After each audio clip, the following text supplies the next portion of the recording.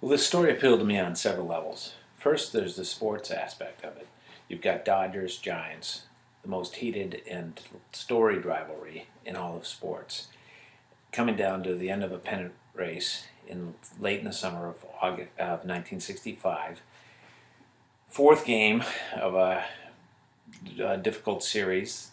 Only half a game separates these two teams, and they come together.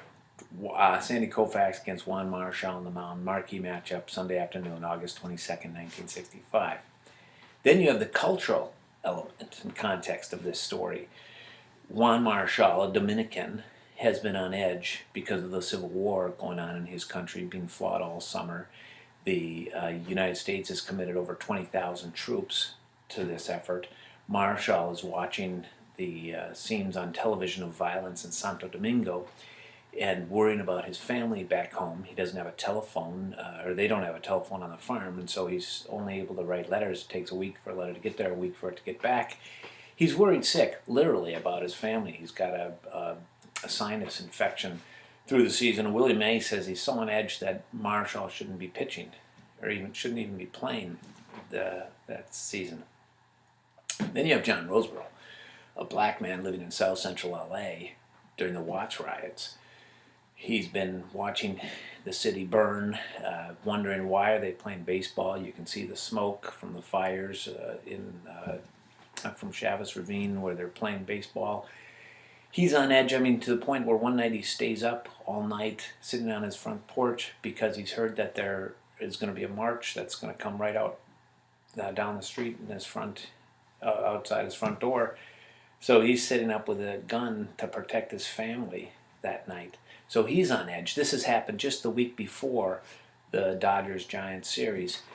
These two come together and there's this clash on the field where the national pastime reflects the tensions in society. But it gets better. There's also the spiritual element of this story that drew me to it. Here are these two men who are uncharacteristically involved in this violent moment.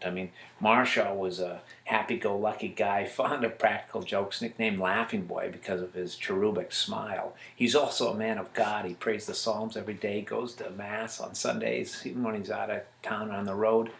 So there's Marichal, and then there's Roseboro, who's a quiet guy. He's tough. He's a competitor. They're both competitors, but he's so quiet his teammates have nicknamed him ironically Gabby, and he's a guy who's a gentle soul. His wife says he wants to be a tough guy, but he's not really. He's also got a good sense of humor and understated, dry wit.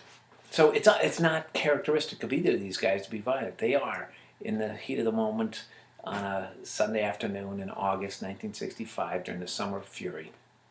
This moment has inevitably linked the two of them together. Yet what they do with that is they end up transcending that moment and turning it into an occasion of forgiveness. And they become friends. And so it becomes this wonderful story of redemption. When I saw all these pieces, I thought, that's my kind of story. I got to write this book.